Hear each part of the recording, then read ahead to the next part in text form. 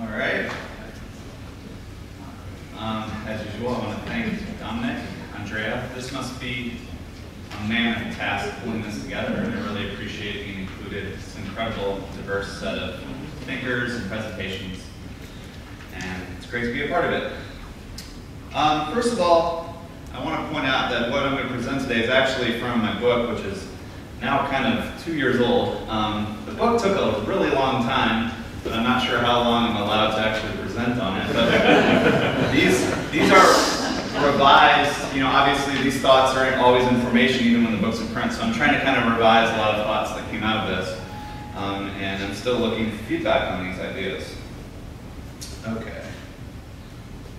So it would be difficult to find a landscape that represents the suburban boom of post-war American capitalism more than Levittown, Pennsylvania.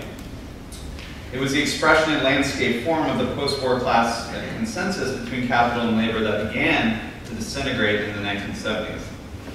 In the long summer of 1979, this larger disintegration was symbolized on these very streets. On Saturday, June 23rd, a convoy of independent truckers converged on the 5 Points intersection of Levittown, which contained 4 gasoline stations, to publicize their nationwide strike. The motorized occupation was meant to be a peaceful protest over high fuel costs and government restrictions over speed and load limits. In fact, the truckers wielded these 55-mile-per-hour signs where they transfixed the 55 into swastikas to represent the speed limits as these kind of totalitarian forms of state control. Equally frustrated over gasoline shortages and long lines at the pump, many young Levittowners lined the streets to support the truckers. But when one trucker fired up the crowd and was taken to the ground and beaten by police, the once peaceful protests quickly turned violent. Different accounts number the protesters between 1,500 and 3,000, many of which were teenagers who, according to reports, torched cars, destroyed gas pumps, and pelted police with rocks and bottles. The police fought back brutally. In fact, reinforcements were brought in from the city of Philadelphia. Many peaceful protesters were struck by clubs and bitten by attack dogs. Chants erupted of more gas now, no gas, my ass, and to hell with Shell, all representing the popular refusal to accept limitations on gasoline, which had become more and more a necessity of everyday life. So the riot expressed this kind of underlying contradictions of the post-war class consensus, which was based not only on cheap oil, but also high wages and an increasing standard of living for middle, upper-income, blue-collar white workers in particular. The eruption of riots in '79 at the gasoline pumps in Levittown can be seen, in the words of one historian, as symbolically marking the close of the post-war period. When oil was scarce, working-class consumers viewed it as just another threat to their way of life, along with attacks on wages and benefits in the workplace, demands of austerity from government, and escalating inflation. In this talk, however, I'm not really interested in what Levittowners thought about oil or what they thought about gasoline in this particular moment, as if oil is this kind of contained thing that politics focuses on. But rather, I want to explore how Levittown represents a wider kind of oil-powered political formation. And these riots actually represent a moment in a much broader shift in American politics toward neoliberalism that a lot of historians have isolated the 1970s as this moment of tremendous political shift, culminating in 1980 with the election of Ronald Reagan. Now, if there was one utterance from the riot that reflects this larger shift to a kind of free market neoliberal view of politics, it would be the quip, no gas, my ass, which you can see a sign back there with that tagline. Poll after poll revealed that the majority of Americans believed the energy crisis was fake or contrived by a variety of forces, including monopolistic oil companies, racialized oil sheikhs from OPEC, and also government itself, which had imposed price controls. Most believed that the oil scarcity was not based on any real physical limits, but as Ronald Reagan claimed at the time, it was politically inspired scarcity. Popular critiques of the crisis centered upon a whole set of institutions and actors that were constructed as the kind of antithesis of a free and fair competitive market. And the problem was that these institutions, like big oil, big governments, big OPEC, these institutions' power was seen as centralized to the extent that it could exert personalized control over a market system that was supposed to be decentralized and impersonal. The logical answer to this critique of the big centralized forces in the market was to make the market more competitive and more fair. So in this talk, I want to argue two things. First, that free market neoliberal ideology has a specifically spatial politics that is grounded in a critique of centralized power. Second, in order to understand how this ideology resonated with many Americans, I argue we need to consider the role of energy and oil, the sexy oil, in particular in powering a suburban geography of decentralized privatism, animated by an ethic of what I call entrepreneurial life, the idea that our lives are reducible to individualized choices and work ethics. It is from these everyday lived geographies of decentralization that critiques of centralized power were made hegemonic. And by that I mean the common sense ideas that afflict both left and right, or whatever political direction you're coming from. This hegemonic neoliberal ideology holds disdain for all kinds of large centralized institutions constructed as monopolistic corporations, greedy unions, and rigid universities. In contrast, neoliberalism celebrates all that is small, decentralized, local, nimble, flexible, and most importantly, competitive. The vision of a free and fair market must expunge any residue of centralized, unearned institutional power in the marketplace, especially interventions that are labeled political. Thus, the goal is the interdiction of politics from a pure realm of the economic, or the construction of what I call apolitical economy, wherein any visible form of power over the market, whether it be labor strikes, price controls, or the redistribution of wealth, is seen as an unfair or political attempt to capture wealth through privilege and not through individual tenacity or hard work. In the case of the energy crisis of the 70s, the centralized and large organizational power wielded over the market by big oil, big government, and big OPEC appeared discordant when compared to the decentralized, hardworking, tax-paying suburban geography epitomized by what Richard Nixon called the silent majority. So I now want to take a step back and kind of think about how larger neoliberal ideas and intellectual thought might be connected to these geographies. And a couple of years ago, I taught a course on neoliberalism where I actually subjected myself and my students to reading some of the classic neoliberal texts, from Friedrich Hayek to Milton Friedman, among others. When reading the way in which these thinkers lionize the competitive market system, it becomes clear that what is so beautiful in their minds about the system is that it is not directed from any central point.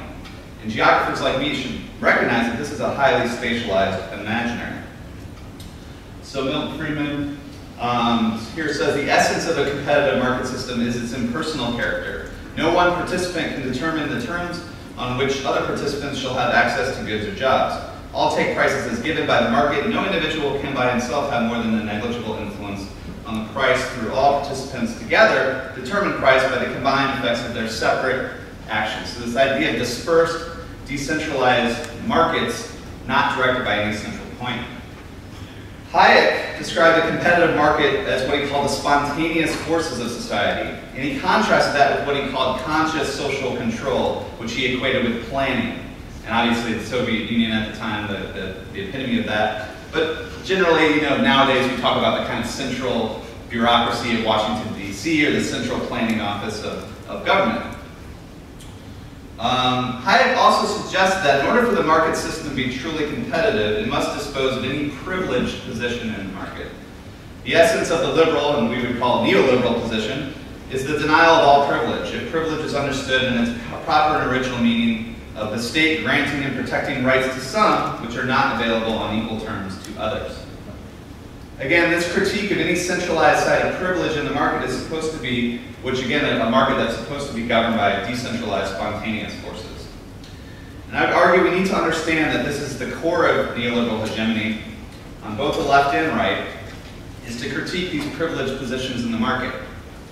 Those on the left tend to focus on the 1%, which is rigging the system, and corporate monopolies, but those on the right focus on the state itself as kind of intervening in the market, unions as an unfair monopoly on the price of labor power.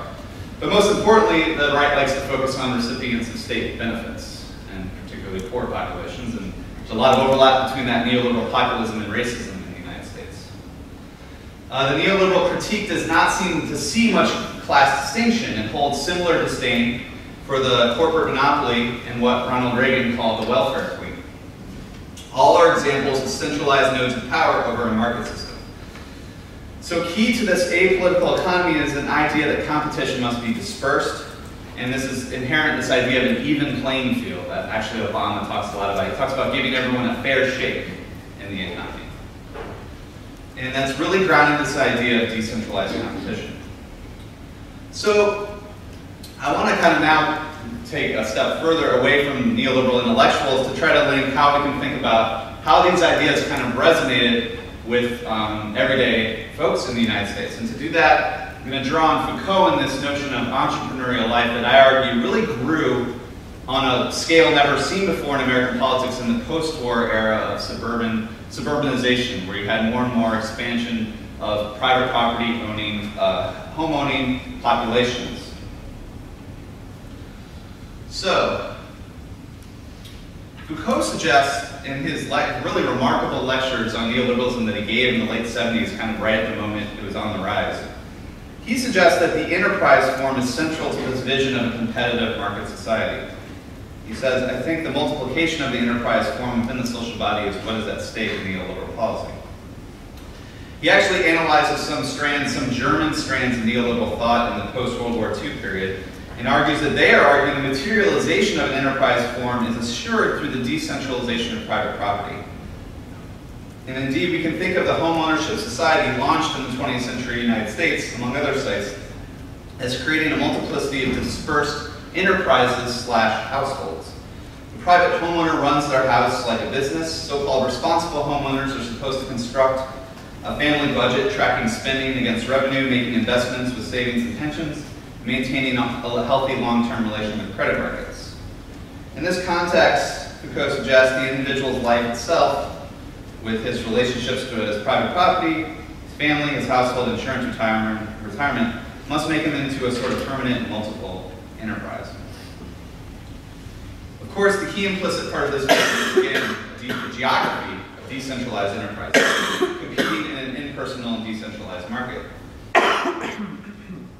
So this logic in politics of entrepreneurial life is really suspicious of all forms of centralized power, government, the taxman, unions, and so forth. All these things kind of threaten the individual's ability to make a life their own individualized project. In opposition to more common critiques of post-war suburbia focused on consumerism and conformity, Foucault's critical insight is his focus on neoliberal subjects as producers of their own lives. Your entrepreneurial capacities all combine to make a life or to make a living for yourself. This is expressed rather obviously in this advertisement from the 1990s. In this particular imagery, life is actively managed through a series of investments such as mutual funds. The overall product of a successful life is expressed through property, investments, family, home, car, etc. But I'd like to point out that this cultural politics of life differs markedly from what you might call Marx's vision of proletariat life. For Marx, the proletariat was defined by his or her propertylessness. They had nothing to lose but their chains. The question for the propertyless proletariat is, how will I live? The answer was to sell your labor power in exchange for a wage that usually provided a bare minimum of subsistence. On the other hand, the question for the property masses of workers in this context is not how will I live, but what will I make of my life? Of course, this question is undergirded by the very idea of making something of yourself, which assumes your life itself is a product of atomized choices and individualized efforts. So, how is this all related to energy? The argument in the book is really based on the fact that this particular decentralized geography of private property, where millions of mainly white suburban Americans were granted property through a segregated and federally sanctioned housing policy, that this geography would not have been possible without tremendous amounts of energy to fuel this dispersed mode of privatized living. That is, the massive consumption of oil as transportation fuel and electricity as a network source of power reaching each and every single family detached household. As these energized practices became more and more embedded and taken for granted, they naturally undergirded the emergence of political structures of feeling. In brief, much of the working class was energized in ways that had deep political consequences. So another ad that reveals this kind of individualized politics, again from the 90s, the kind of heyday of neoliberalism, where life itself is kind of a set of dispersed individualized tasks, the to-do list, this everyday conqueror, who is the tagline you can see, comfortably in command, which connotes, again, this kind of atomized control over one's life and schedule, which is all made possible through the machine and fuel of the SUV, which yields this kind of privatized command over an experience of space itself. So this analysis reveals a different way of thinking about energy and politics. Many will be familiar to people in this symposium. Rather than seeing energy, particularly oil, as a strategic object that is struggled over by states and corporations in this kind of great game of geopolitics and empire, we turn our attention to more everyday forms of energized practices and how those actively shape broader political formations that are not often thought as related to energy at all. In this case, I'm arguing the suburban boom of privatized, decentralized living laid the basis for a neoliberal populism that turned its disdain towards government, taxes, and anything that reeked of publicness or collectiveness, that hindered kind of individualized freedom and entrepreneurial vitality. Of course, not all suburbanites fit this mold. I grew up in painfully Republican suburbs of St. Louis, but I grew up in a very good Democrat family that loved Bill Clinton and such like that. I want to argue that this material geography of energized privatism was more conducive to emerging anti-social and anti-collective neoliberal politics that became more and more powerful in the 1970s and beyond. It took decades of building this suburban geography for it to actually create hegemonic political conditions. And this politics of privatism was highly ironic, considering suburbia itself is a highly publicly subsidized project through federal highway and housing policies. So to conclude, I want to suggest that the critique of centralized power is not only central to a narrow populist coalition of right-winger Tea Party types, that it has infiltrated our basic common sense ways of thinking about politics.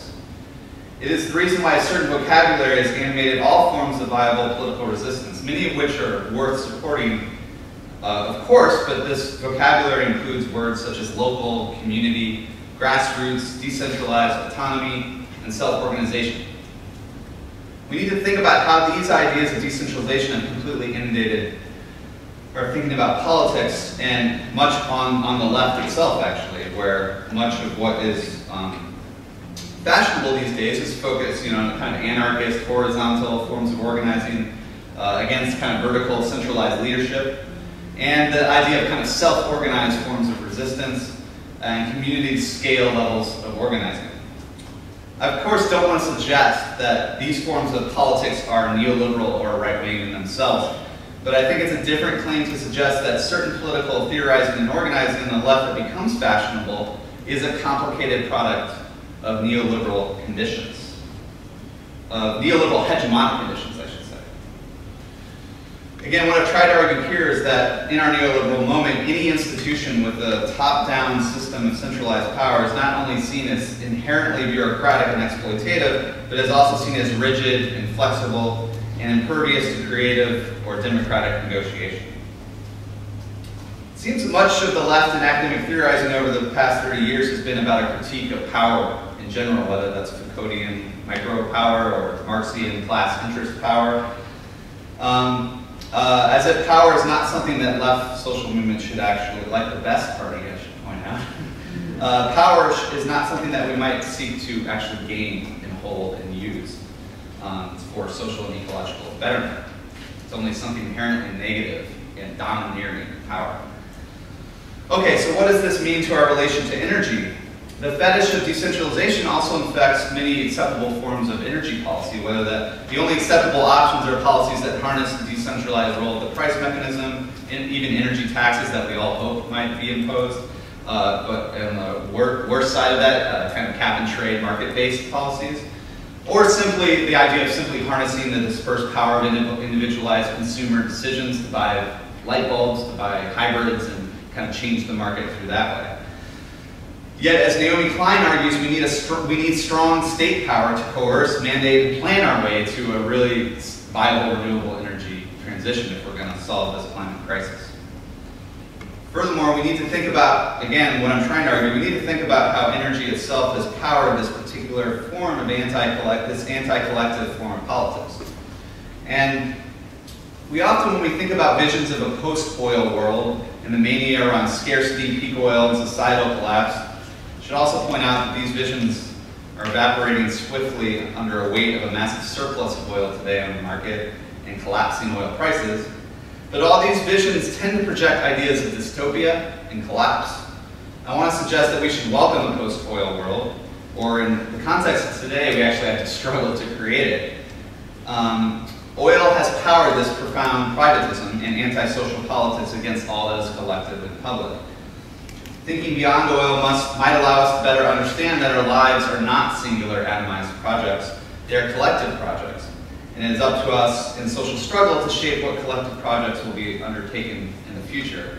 So one last closing thought in relation to the title of this panel, sort of impasses and inevitabilities. We're clearly at an impasse in our energy policy in the future, but I want to push back against the idea that anything is inevitable, because neoliberal ideology has only really been around or hegemonic for the last 30 or 40 years. And history shows politics shift all the time. And so by focusing on politics as the problem in our energy system, it kind of hopefully gives us hope that we can shift those politics in different directions. Thank you very much. Look forward to that.